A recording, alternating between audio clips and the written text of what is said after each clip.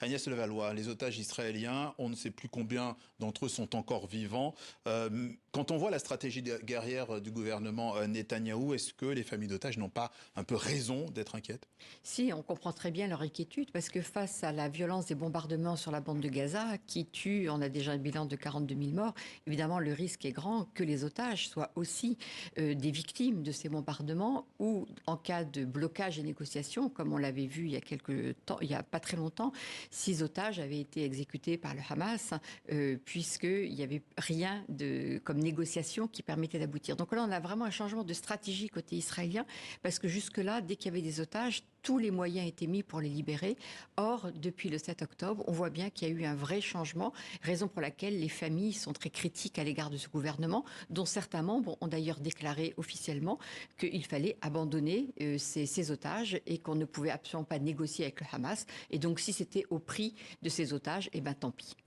Le 7 octobre, c'est aussi la réponse et la guerre à Gaza qui s'est amplifiée quelques heures après les attaques terroristes.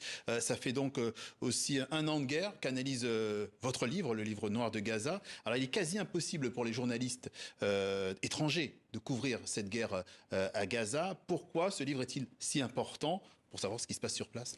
Alors il est, à mon avis, très important, bien sûr, parce qu'il s'agit que la bande de Gaza ne soit pas un trou noir, puisque vous l'avez dit, aucun journaliste peut rentrer dans la bande de Gaza, à part ceux qui sont embarqués par l'armée israélienne, donc avec un objectif très clair d'imposer un récit.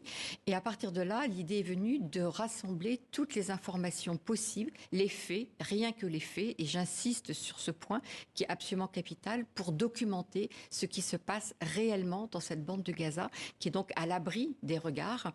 Les observateurs internationaux ne peuvent pas rentrer, et donc il nous a paru absolument indispensable d'essayer, dans la mesure du possible, de documenter les destructions, les victimes, et l'objectif finalement, quelle est la stratégie d'Israël dans cette guerre. Alors les faits, rien que les faits, pour recouper toutes les informations nécessaires à la réalisation de cet ouvrage, vous avez récupéré, vous l'avez dit, les rapports d'ONG internationales, Amnesty International, l'UNICEF, Oxfam, Reporters sans frontières et bien d'autres. Est-ce que ces rapports étaient toujours convergents dans le constat qu'elle dressait individuellement?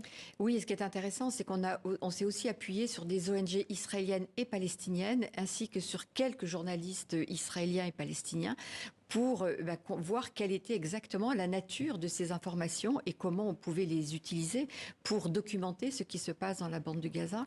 Et c'est vrai que lorsque l'on met bout à bout toutes ces informations, qu'on a évidemment classées en termes de chapitres, pour essayer de comprendre quelle est cette stratégie, c'est vrai que le bilan est absolument terrible sur le fait qu'on a un territoire qui aujourd'hui est complètement détruit, ravagé, où plus rien pratiquement ne peut vivre, rendant la situation proprement invivable, au premier sens du terme, pour la population qui est sur place. Agnès Levallois, nous allons revenir vers vous, mais il faut rappeler que l'armée israélienne continue de bombarder encore aujourd'hui la bande de Gaza, mais que les raids se sont parallèlement aussi concentrés maintenant sur le Liban. À chaque fois, l'état-major israélien parle de cibles militaires, des stocks d'armes, par exemple du Hamas ou du Hezbollah. Ce qui est sûr, c'est que les civils subissent aussi les conséquences dramatiques de ces raids.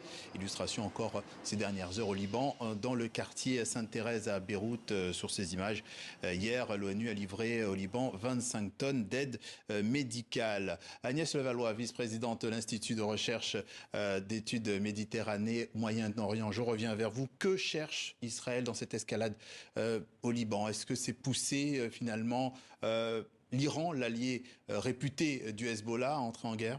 Oui, on voit bien qu'il y a une idée pour Netanyahou aujourd'hui, après les succès qu'il estime avoir obtenus dans la bande de Gaza, même si les objectifs de guerre n'ont pas été réalisés, les otages sont toujours là, et le Hamas est encore capable d'envoyer des roquettes. Alors évidemment, le mouvement est sérieusement affaibli, c'est le moins qu'on puisse dire, mais de montrer que c'est Israël maintenant qui a les cartes en main et qui renverse ce rapport de force, puisque Israël a été quand même évidemment très choqué par cette attaque du 7 octobre dernier.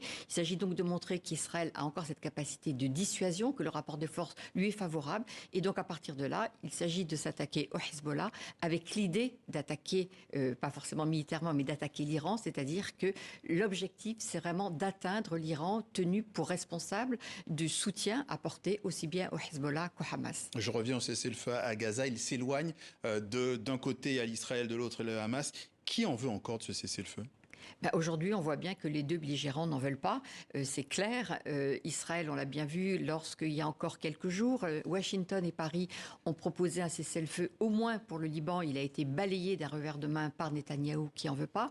D'ailleurs, on en parle beaucoup moins du coup de la bande de Gaza, alors que les bombardements continuent. Il y a encore eu une école qui a été bombardée avec une trentaine de victimes.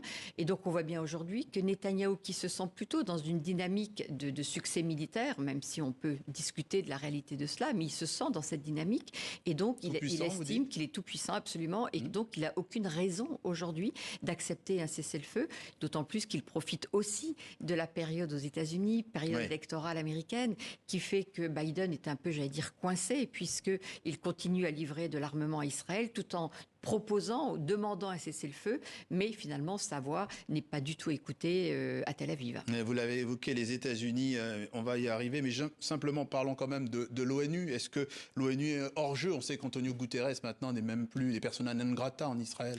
Oui, l'ONU est complètement hors jeu. D'abord, Israël n'en veut pas, vous l'avez dit, le secrétaire général est considéré persona non grata, c'est quand même énorme.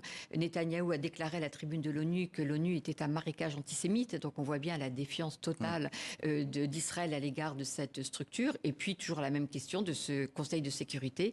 Dès que les États-Unis proposent une résolution, elle est bloquée par la Russie et la Chine et vice-versa. Donc, aujourd'hui, on voit bien que c'est pas de là que pourrait venir un espoir d'un cessez-le-feu. Les États-Unis, soutien d'Israël, il y a une présidentielle dans un mois. Pourquoi, dans ce dossier, le calendrier électoral, finalement, piège Joe Biden et par extension Kamala Harris? Oui, complètement, parce qu'on voit bien que les relations ont toujours été compliquées entre Biden et Netanyahou, même si Biden a donné absolument tout ce que Netanyahou voulait et tout ce dont il avait besoin, puisque la fourniture d'armement n'a jamais cessé. Mais les relations sont tendues et donc on voit bien que Netanyahou joue aussi la montre en se disant que si Trump était élu à la présidence, eh bien ce serait formidable pour lui, puisque je rappelle quand même qu'il y a une partie de la situation que l'on vit aussi qui est issue de toutes les initiatives qui avait été prise par Trump lorsqu'il était président, déplacement de l'ambassade américaine de Tel Aviv à Jérusalem, le fameux deal du siècle, tout ça qui a donné les accords d'Abraham, qui ont donné l'idée que la question palestinienne n'existait plus, que les Palestiniens avaient disparu. Or, ils se sont rappelés de la pire façon qui soit avec les massacres du 7 octobre. La précision d'Agnès Levallois, vice-présidente de l'Institut de recherche et d'études Méditerranée Moyen-Orient. On rappelle votre dernier livre, le livre noir de Gaza, paru en France aux éditions du Seuil. Merci d'être passé par le journal de TV5 Monde. Merci à vous.